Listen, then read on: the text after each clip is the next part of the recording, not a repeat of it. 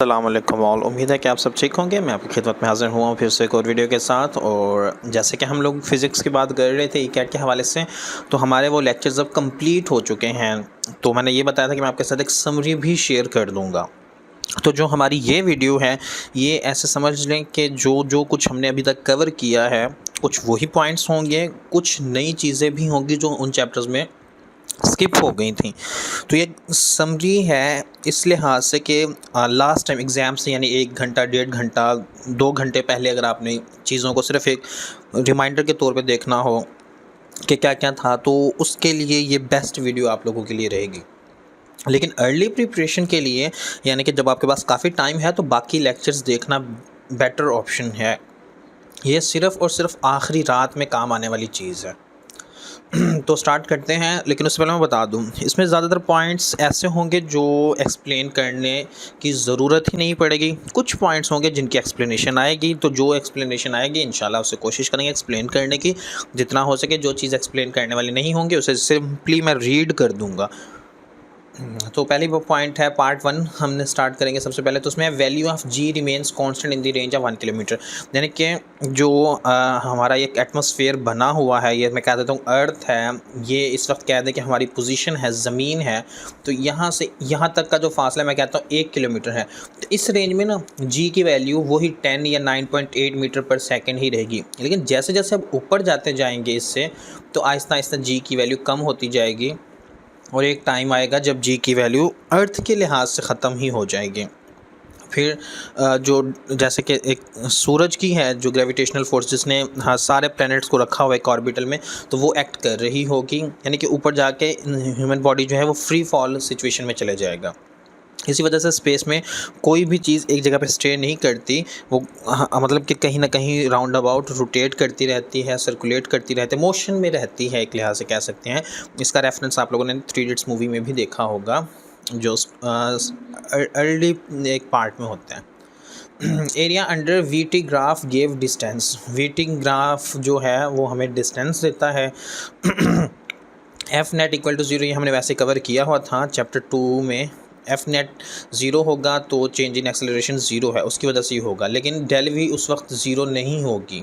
उसकी वजह क्या है कि जब कोई बॉडी यूनिफॉर्म यानी कि यूनिफॉर्म या कांस्टेंट वेलोसिटी के साथ मूव करती है, तो उसका एक्सेलरेशन प्रोड्यूस नहीं हो रहा होता। क्यों? क्योंकि as per definition of acceleration है rate of change of velocity. जब चेंज ही नहीं होगी तो उस वक्त एक्सेलरेशन नहीं होगा, तो उस वक्त उस बॉडी के ऊपर फोर्स भी कोई एक्ट नहीं कर रही होगी, तो नेट फोर्स 0 होगी। When a triangle has 2 sides equal, then their angle will also be equal. जब किसी ट्राइंगल की 2 साइड्स इक्वल होंगी तो उनके एंगल इक्वल होंगे। जैसे आइसोसेलेस ट्राइंगल की बात कर लें तो इसमें तीनों साइडें सेम होती हैं और तीनों एंगल भी सेम ही होते हैं। Increase in kinetic energy 4 times, तो मोमेंटम पे क्या असर पड़ेगा, ये मैंने 3 फार्मूले आप लोगों के साथ शेयर किए थे, चैप्टर 3 में देख सकते हैं आप लोग। यहाँ पे मैंने एक रेफरेंस के तौर पे यूज़ जो किया है। तो जब मोमेंटम में 4 टाइम इंक्रीज़ आएगा तो काइनेटिक एनर्जी में काइनेटिक एनर्जी में जब 4 टाइम्स इंक्रीज़ आ रहा होगा, बढ़ रही होगी, तो मोमेंटम जो है वो 2 टाइम्स बढ़ेगा। Every deceleration is not retardation acceleration, but every retardation acceleration is deceleration. तो डिसेलरेशन वैसे तो है क्या, सिंपल वर्ड में देखें तो रिडक्शन इन स्पीड, या कोई भी और चीज़ कहते हैं कि कम हो रही हो, जिसकी वैल्यू आहिस्ता आहिस्ता कम हो रही हो। जबकि जो रिटार्डेशन एक्सेलरेशन है, इसका मतलब होता है कि negative acceleration. Second law of Newton is also called real law of motion. ये बुक में ही है, बुक की ही लाइन है, कोई हार्ड एंड फास्ट चीज़ नहीं है जो एक्सप्लेन भी करनी पड़े। Solar system is explains conversation of energy. ये मैं करना चाह रहा था लेकिन ये काफ़ी लेंथी हो जाएगा, इसलिए मैंने इस पर नहीं की डिस्कशन। वैसे आप इंटरनेट पे सर्च करेंगे तो आपको कुछ ना कुछ अंदाजे का आंसर मिल जाएगा। लेकिन जैसे मैंने आप लोगों को कहा हुआ है, ई कैट में एक्सप्लेनेशन ज़रूरी नहीं है, बस आपको चीज़ों का पता होना ज़्यादा ज़रूरी है एक्सप्लेनेशन की निस्बत। The ratio of linear and rotational kinetic energy is 1:1 है। जो लीनियर काइनेटिक एनर्जी है उसका फार्मूला होता है 1/2 mv², और जो काइनेटिक रोटेशनल काइनेटिक एनर्जी है उसका फार्मूला होता है 1/2 I ओमेगा²। वैल्यूज पुट करेंगे तो दोनों सेम ही हो जाती हैं, तो इसीलिए इनकी रेशो 1:1 ही आती है। Moon is natural satellite of earth. Natural satellite, पहले तो सैटेलाइट है क्या कि कोई भी ऑब्जेक्ट जो किसी बड़े ऑब्जेक्ट के गिर्द मूव कर रहा हो तो उसे हम मतलब सैटेलाइट कहते हैं। तो अर्थ के लिहाज से जो मून है वो हमारा सैटेलाइट है, नेचुरल सैटेलाइट है। कुछ आर्टिफिशियल सैटेलाइट्स होते हैं जो हम यहाँ से आसमान में मतलब कि वेदर अपडेट्स के लिए, कम्युनिकेशंस के लिए जो यूज़ करते हैं, स्पेस में भेजते हैं, उन्हें आर्टिफिशियल सैटेलाइट्स कहा जाता है। When theta equal to 90 degree then motion is one directional. It is special case of projectile motion. projectile motion का स्पेशल केस है जब थीटा 90 हो जाए तो मोशन सिर्फ एक डायरेक्शन में होती है। यानी अगर मैं कोई चीज़ ऊपर फेंक रहा हूँगा तो उस वक्त एंगल मेरा 90 डिग्री बन रहा होगा रेफरेंस पॉइंट के हवाले से बात की जाए। अगर मैं रेफरेंस ऐसे रख लूँ तो इस वक्त मैं कोई चीज़ ऐसे फेंक रहा हूँ और वो बिल्कुल सीधी डायरेक्शन में मूव करती है। ये प्रोजेक्टाइल मोशन वाला भी जैसे कॉन्सेप्ट है, ये सिंपल तब होता है, अप्लाई तब हो सकता है जब फ्रिक्शन मौजूद ना हो, क्योंकि फ्रिक्शन की वजह से एक फर्दर कंपोनेंट जनरेट हो सकता है। जैसे अगर ये बॉल मैंने कोई ऊपर फेंक के इस वक्त बिल्कुल 90 पे वन डायरेक्शनल मोशन के हवाले से बात की जाए तो जब फ्रिक्शन होगी तो वो कभी उसे इस साइड पे लेके जाएगी, कभी इस साइड पे लेके जाएगी, कभी इस साइड पे लेके जाएगी, कभी इस साइड पे, मतलब उस पर रेजिस्टेंस आ रही होगी थोड़ी ना थोड़ी, तो इस वजह से वो वन डायरेक्शनल मोशन नहीं रहेगी। इसी तरह प्रोजेक्टाइल मोशन जो सिंपल है 2D का केस जो है, अगर उस पर फ्रिक्शन हम यूज़ करें या फ्रिक्शन को कहें कि हम उसे कंसीडर कर रहे हैं तो वो 2D नहीं रहेगी, 3D बन जाएगी। Momentum of a moving body remains constant when no external force acts on it. Newton's law of gravitation is valid for all bodies. A vector can have at least one component and maximum infinite component. Rocket propulsion involved Newton's third law of motion. In equation of motion, acceleration is uniform. ये 1 second की definition, 1 second is defined as 9192631770 periods of caesium clock. The magnitude of dot product and cross product will be same at 45 degree and 2 to 5 degree. अब ये मैं exam के हवाले से बताऊँ, I think ये पेपर में एक दफ़ा आया भी हुआ है, तो मैं उसके हवाले से बता दूँ। अक्सर हम लोग जब देखते हैं ना कोई भी क्वेश्चन, तो हम बाज़ दफ़ा ऐसे होता है कि स्ट्रेट फॉरवर्ड एक आंसर हमें नज़र आ रहा होता है। जैसे कि अगर अक्सर बच्चे इससे गलत क्यों करेंगे, ऐसा MCQ आ जाता है पेपर में। सबको पता है कि 45 पे वैल्यू डॉट प्रोडक्ट और क्रॉस प्रोडक्ट की सेम होती है, क्योंकि साइन थीटा और कॉस थीटा 45 पे सेम ही वैल्यू देता है, 0.707 है या 1/√2 जो है। तो इस वजह से हमेशा जब भी ऐसा क्वेश्चन आएगा तो सीधा हर किसी का ध्यान एक पे जाएगा, लेकिन हम ये चीज़ नहीं देखते कि कोई और भी ऐसा एंगल हो सकता है जहाँ पे वैल्यू सेम आ रही हो सकता है ऑप्शन में वो भी दिया हुआ हो। ये ऐसी टिप्स हैं जो मैं आपके साथ शेयर ज़रूर करूँगा एग्ज़ाम्स से पहले, ECAT से पहले, इंशाल्लाह 1-2 दिन पहले या 1 हफ़्ता पहले ये चीज़ें आपके साथ शेयर करूँगा। लेकिन मैं अभी थोड़ी थोड़ी इसलिए बता रहा हूँ क्योंकि अकेडमी में जो तैयारी करने जाएंगे तो प्रैक्टिस के दौरान इन चीज़ों को इम्प्लीमेंट करना है। एग्ज़ामिनर बेवकूफ़ नहीं होता, वो आपको स्ट्रेट फॉरवर्ड आंसर नहीं दे रहा होगा, कोई क्वेश्चन इतना भी इजी नहीं देगा। बाज़ दफ़ा इतना इजी दे देता है तब भी हम परेशान हो जाते हैं कि इतना आसान है तो ये हो ही नहीं सकता कि इसका आंसर ये हो। खैर इस एग्ज़ाम्स के इन टिप्स के बारे में इंशाल्लाह हम बात करेंगे अपने सेशन में, स्पेशल सेशन जो रखेंगे। In stationary wave, pressure is maximum at node and minimum at antinode. For resonance, resonance के लिए amplitude large होना चाहिए, frequencies match होनी चाहिए, response must हो। स्पीड ऑफ साउंड, सॉलिड में 5000 मीटर पर सेकंड होते हैं, लिक्विड में 1500 मीटर पर सेकंड होते हैं, गैसेस में 332 मीटर पर सेकंड होते हैं, वैक्यूम के केस में 0 होती है। वैक्यूम के केस वाले क्वेश्चन काफ़ी दफ़ा एग्जाम में आए हुए हैं और इसके अलावा गैस के भी आते हैं। सॉलिड और लिक्विड के बारे में बहुत ही कम होता है कि कोई क्वेश्चन आ जाए। स्पीड ऑफ साउंड के हवाले से बात हो रही है। Sound waves can not be polarised because they are longitudinal waves. Longitudinal waves मतलब कि क्यों पोलराइज नहीं हो सकती, उसकी वजह यह है कि जो पोलराइज्ड वेव्स होती हैं ना, वेव्स जो पोलराइज्ड होती हैं वो वाइब्रेट सिर्फ एक सिंगल प्लेन में कर रही होती हैं, जबकि जो साउंड वेव्स हैं ना ये एक तो कुछ इस तरह का बनता है ना इसका, यानी कि इस तरह भी बन रहा होता है इसका ग्राफ। मैं अभी बिल्कुल करेक्ट नहीं बना रहा, लेकिन इसके साथ साथ इस डायरेक्शन में मूव भी कर रही होती हैं, तो इस वजह से लॉन्गिट्यूडनल वेव्स जो है वो पोलराइज नहीं हो सकती। Human ear can listen 20 hertz to 20,000 या 20K हर्ट्ज़। जो 20 हर्ट्ज़ से लोअर फ्रिक्वेंसी है उसे इंफ्रासोनिक कहते हैं, और जो 20,000 हर्ट्ज़ से ऊपर है उसे अल्ट्रासोनिक कहते हैं। डायफ्रैक्शन और रिफ्रैक्शन की कंडीशंस यहाँ पे दी हुई हैं। डायफ्रैक्शन के लिए मीडियम सेम होना चाहिए, रिफ्रैक्शन के केस में मीडियम डिफरेंट। दोनों के लिए फार्मूला जो है स्पीड का v equal to f lambda, और जो डायफ्रैक्शन है उसके केस में स्पीड कांस्टेंट रहती है, जबकि रिफ्रैक्शन के केस में फ्रीक्वेंसी कांस्टेंट रहती है। Speed of sound depends upon pressure पे डिपेंड करती है। प्रेशर के साथ जो स्पीड ऑफ साउंड का रिलेशन है वो डायरेक्टली प्रोपोर्शनल है, अंडर रूट इस तरह स्क्वायर रूट के नीचे p, और जो इंक्रीज इन टेम्परेचर के साथ जो है वो डायरेक्टली प्रोपोर्शनल है t के, और जो मॉलिक्यूलर वेट है यहाँ पे इन्वर्सली प्रोपोर्शनल होता है। जितना मॉलिक्यूलर वेट ज़्यादा होगा उतनी ही स्पीड ऑफ साउंड कम होगी। The wave which start from extreme position called cosine wave. जो वेव्स एक्सट्रीम पोजीशन से स्टार्ट होते हैं उन्हें कोसाइन वेव कहते हैं। Sine waves start from mean position, यानी इस तरह मैं कह दूं, अगर कोई वेव यहाँ से स्टार्ट हो रही है फॉर एग्जांपल, तो वो कोसाइन वेव्स होंगी, और अगर कोई वेव इस तरह स्टार्ट हो रही है तो इन्हें साइन वेव कहेंगे। ये डिफरेंस है कोसाइन और साइन वेव्स का। Pyrometer is use to measure pressure, barometer is use for high and low pressure. Measurement के लिए यूज़ होता है। इसके ये फ्लूइड डायनामिक्स चैप्टर के हवाले से यहाँ पे दिया हुआ है। बुक में ये चीज़ें नहीं हैं, लेकिन अक्सर आने के चांसेस ज़रूर हैं कि वो पूछ सकता है इनके बारे में। For a satellite orbiting around earth potential energy is greater than kinetic energy. इसकी भी एक रीज़न है, अगर उसकी काइनेटिक एनर्जी बढ़ जाएगी पोटेंशियल एनर्जी से, तो सैटेलाइट जो है वो उस ऑर्बिट में मूव करने की बजाय कहीं और किसी और ही जगह पे निकल जाएगा, जिसकी वजह से जो ऑर्बिट कर रहा सैटेलाइट ऑर्बिट कर रहे होते हैं अराउंड अर्थ, तो उनकी पोटेंशियल एनर्जी ज़्यादा होती है काइनेटिक एनर्जी की निस्बत। Dynamometer used for energy measurements. Kinetic energy is inversely proportional to moment of inertia. Kinetic energy inversely proportional है मोमेंट ऑफ इनर्शिया के। मैं सिर्फ इसलिए ड्रॉ कर रहा हूँ ताकि माइंड में आपकी इमेज बन जाए इस चीज़ की।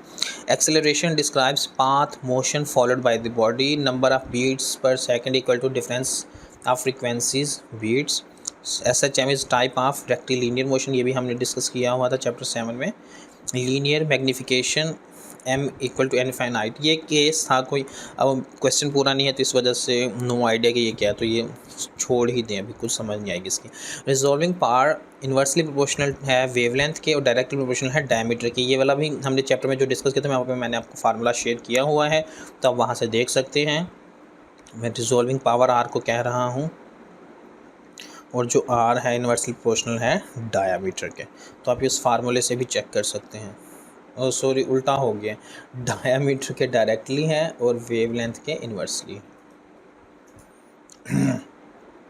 इन wide DSE young double slit experiment wave front divide होते हैं।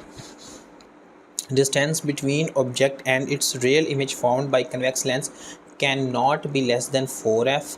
at point of contact of lens and glass plate thickness is 0, that's why Newton's center is dark। ये इसके साथ ही रेलिवेंट है, अलग पॉइंट नहीं है। when object is placed between principal axis and focus image is erect virtual and enlarge। इसके बारे में मैंने आपको हल्का फुल्का बताया था लेंसेज के बारे में। वैसे एग्जाम में इससे बहुत ही रेयर होता है कि कोई ऐसा क्वेश्चन पूछ ले, लेकिन स्टिल बेसिक्स पता होनी चाहिए। Focal length of directly proportional to wavelength. Focal length of ने focal length directly proportional to wavelength है, means maximum for red and minimum for violet. The reason of seeing sun earlier of sunrise is reflection of light के जैसे हम जो सुबह सुबह सूरज तलू होने से पहले जो पता चल जाता है कि सूरज निकल रहा है, वो रिफ्लेक्शन ऑफ लाइट की वजह से होता है। Rainbow form due to dispersion and total internal reflection combination. When water heated तो 0 से 4 डिग्री तक वॉल्यूम डिक्रीज़ होता है, उसके बाद वॉल्यूम इंक्रीज़ होना शुरू हो जाता है। CNG की एफिशिएंसी 18% है, पेट्रोल इंजन की 25% है, डीजल इंजन की 40 to 45% और कार्नोट की तकरीबन 90+ में आती है, 100% से कम ही होती है। Change in entropy is in adiabatic is 0, क्योंकि इसमें कोई हीट एंटर या लीव नहीं कर रही होती सिस्टम, तो Q होता है 0, जिसकी वजह से एंट्रोपी यहाँ पे चेंज 0 है। We can not see through the fog due to scattering, और स्कैटरिंग की वजह से ही स्काई का कलर जो है हमें ब्लू महसूस होता है, वैसे ब्लैक है। Scattering inversely proportional to wavelength. Response for yellow green light human eye is 5500 angstrom. Angstrom equal होता है 10⁻⁻10 मीटर के। ये यूनिट है लेंथ का, लेकिन ये एक्सट्रीमली छोटी मेजरमेंट यानी लाइट के लिए ज़्यादातर यूज़ होता है। Intensity becomes half after polarisation. Polarisation के बाद जो इंटेंसिटी है वो हाफ हो जाती है। Star seems twinkle due to different refractive index in atmosphere of earth. Different refractive indexes की वजह से हमें जो तारे अक्सर हम देखते हैं रात को, तो वो महसूस हो रहा होता है कि कोई चमक रहा है और कोई बिल्कुल वैसे ही है, तो रिफ्रैक्टिव इंडेक्सेस के डिफरेंसेस की वजह से होते हैं। Newton's rings formed due to interference. Total internal reflection condition denser to rare हो और इंसिडेंस एंगल जो है क्रिटिकल एंगल से ग्रेटर हो, ये टोटल इंटरनल रिफ्लेक्शन की कंडीशंस हैं। Entropy of gases is greater than the solids. Real gases can obey gas law for high temperature and low pressure. ये पता होना चाहिए, ये आ सकता है, कह सकते हैं कि ये बहुत ही इम्पोर्टेंट है। अच्छा, जिसके साथ हमारा पार्ट 1 ख़त्म होते हैं। अब आते हैं हम पार्ट 2 पे। तो पार्ट 2 में when an electrons removed from neutral metal electric charge on it's is +1.6। Charge तो वैसे क्यों होता है, जब इलेक्ट्रॉन रिमूव किया तो प्लस चार्ज आ जाएगा, तो इसलिए +1.6 कॉलम है, और अगर इलेक्ट्रॉन ऐड किया जाएगा तो ये माइनस हो जाएगा। Metal can not be used as electric medium between two plates. इसकी वजह ये है कि अगर यूज़ करेंगे तो वो जो है पोटेंशियल को कंडक्ट करना शुरू कर देगा, वहाँ पे एक किस्म का कंडक्शन फिनोमिना स्टार्ट हो जाएगा, जिस वजह से जो मेटल है उससे इलेक्ट्रिक मीडियम के तौर पे यूज़ नहीं करते, कैपेसिटर की प्लेट्स खत्म है। A charge conductor has charge on its surface. Glass has loosely bound electrons. Glass between used between parallel and plate capacitor to increase capacitance. Work done in carrying a unit charge between 2 points on an equipotential is 0, क्योंकि उसमें change in potential जो है वो 0 होता है, इस वजह से वर्क भी 0 होता है। W जो है वो इक्वल टू है, हमने पढ़ा हुआ है Q डेल V के, तो Q डेल V यहाँ पे जब डेल V ही 0 है हमारे पास, तो वर्क डन भी 0 हो जाएगा। Flux density is a vector quantity. Tensor के बारे में मैंने आपको बता दिया था। Tensor is a quantity which have different values in different directions. Mass of alpha particle is 4 times of mass of proton. Charge 2 times होता है प्रोटॉन के निस्बत। A device is non ohmic if its resistance is dynamic. A hollow charge surface does not produce E at internal. When supply is given to a transformer, its output voltage is 0 volt। इसका मुझे कोई idea नहीं क्यों है, मुझे भूला हुआ है, मैंने फिर भी इसके बारे में ढूंढने की कोशिश की थी, लेकिन मुझे कुछ भी नहीं मिला। The electrical circuit used to get smooth DC output for a rectifier is called filter. A hot body will radiate maximum energy if its surface is black and rough. Diode can't perform the amplification because it is a two-terminal device. A choke coil has high inductance and low resistance. It controls current due to Lenz's law. और अब चौक इसके बारे में बताऊँ तो ये exam में पहले काफ़ी दफ़ा क्वेश्चन आ चुका है, प्रीवियस काफ़ी पेपर्स में ये आया हुआ है कि चौक क्यों यूज़ की जाती है, करंट को कॉइल लिमिट करने के लिए, कंट्रोल करने के लिए, इस तरह कुछ करके है। The value of AC produces heat is called virtual heat. इसके लिए चैप्टर 16 आर्टिकल बिफोर 3 फेज देखना पड़ेगा। In hysteresis, magnetizing current leads the magnetism. Potential drop does not depend upon temperature. A fast reactor does not use moderator. Uranium उसके example है जिसको moderator की ज़रूरत नहीं होती। Lyman series lies in both absorption and emissions. Compound microscope theory explained by liquid drop theory. Fusion reaction is a source of energy in hydrogen bomb and sun. Fission reaction produces energy 0.9 mega electron volt. Fusion में इसमें 6 times ज़्यादा होते हैं, तकरीबन 6 mega electron volt होती हैं। A photon is always consider to moving with speed of light. Leptons are electron, neutrino and anti neutrino. Proton and neutron are called nucleon. The meaning of negative system indicates bound energy. Gamma particles are more penetrating but alpha particles are more dangerous for body, क्योंकि इनकी ionisation energy ज़्यादा होती है। ये हमने chapter में discuss किया था 21 में। Entering flux is positive and outgoing flux is negative. Ohm's law is only applicable to conductors. Drift velocity can not be increase by increasing temperature. Magnetic field toward reader shows by x outward because of ionisation of salt conductivity increases. ये जिस साल हमें class में पढ़ाया था, ये वाला particular point मैं कह रहा हूँ क्योंकि एमसीक्यूज आया हुआ था हमारे टेस्ट में, तो उसी साल केमिस्ट्री के पेपर में 2014 ई कैट में ये क्वेश्चन भी आ गया था कि अगर अचार में से करंट गुजार दे जाए तो उसका क्या असर पड़ेगा, इस तरह कुछ करके था। तो ये देख लें कि आयोनाइजेशन की वजह से साल्ट की कनेक्टिविटी इंक्रीज़ हो जाएगी। अब इसका रिलेशन आप खुद बिल्ड करें कि आपके लिहाज से ये क्यों उससे मिलता जुलता है। ये क्यों मैं कह रहा हूँ कि ये जो मैंने चीज़ पढ़ी थी ये वाला एग्ज़ाम में भी है, लेकिन केमिस्ट्री पोर्शन में आया हुआ था। Current obtained by generator is displacement current. The conductivity of superconductor is infinite, क्योंकि कंडक्टिविटी जो है वो रेसिप्रोकल होती है रेजिस्टिविटी का। Energy stored in choke coil in form of magnetic energy. The best material for core of transformer is soft iron. The energy produced in fusion reaction is 6 times more than a fission reaction. ये भी मैंने पीछे अभी बताया है। Fusion takes place on earth only in hydrogen bomb, क्योंकि इसमें बहुत ज़्यादा एनर्जी प्रोड्यूस होती है जिसकी वजह से सिर्फ और सिर्फ ये एक्सट्रीम कंडीशन में ही यूज़ की जा सकती हैं। NOPAMP consist of total 5 terminals. कुछ इस तरह की फिगर होती है।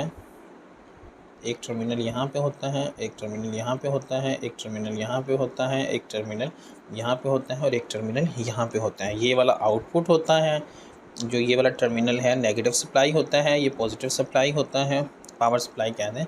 और ये जो है नॉन इन्वर्टिंग इनपुट होता है और ये इन्वर्टिंग इनपुट होता है। तो NOPAMP के टोटल 5 टर्मिनल्स होते हैं और डायोड के 2 थे, हमने अभी पीछे देख के आए। Neutrons are more damaging for eyes. Laser is used in microsurgery. Fusion reaction was discovered by 2 German scientists who ऑटोटान, मुझे हमेशा से नाम कंफ्यूज करता है, मैंने इसे ऑटो ही नाम से अक्सर मैंने जो याद किया था मैंने ऑटो के नाम से याद किया, और दूसरा स्ट्रासमैन इन 1939। और ये मुझे आज तब से याद है जब हमारे ड्यूरिंग क्लास टेस्ट ये वाला पेपर में एक दफ़ा सर ने MCQs दे दिया था, तैयारी की नहीं हुई थी और ये पेपर में आया था, और तब से आज तक ये याद है। और याद ऑटो और स्ट्रासमैन करके ही है।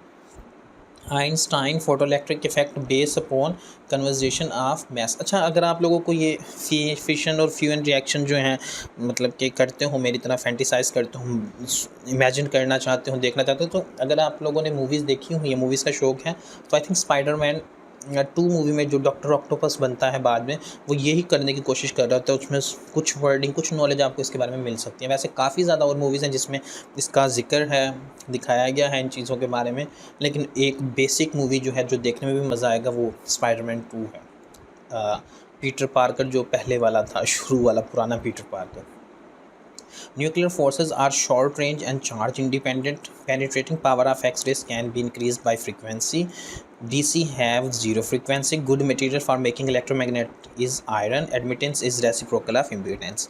ये वो वाली चीज़ें हैं जो मेरे पास थी, मैंने कवर कर ली हैं, काफ़ी हद तक की हैं। ये सिर्फ़ और सिर्फ एक समरी की वीडियो है जिसमें इंपॉर्टेंट पॉइंट्स को सिर्फ हाईलाइट कर दिया गया है ताकि रिवीजन में थोड़ी आसानी हो जाए। तो इस वीडियो को तो लाजमी देखिएगा, स्पेशली एग्ज़ाम से 1-2 दिन या 1 हफ़्ता पहले तो लाजमी रिवीजन के लिए, अगर आपके पास टाइम ना हो तब भी देखें, इवन लास्ट मोमेंट पे भी देख लें।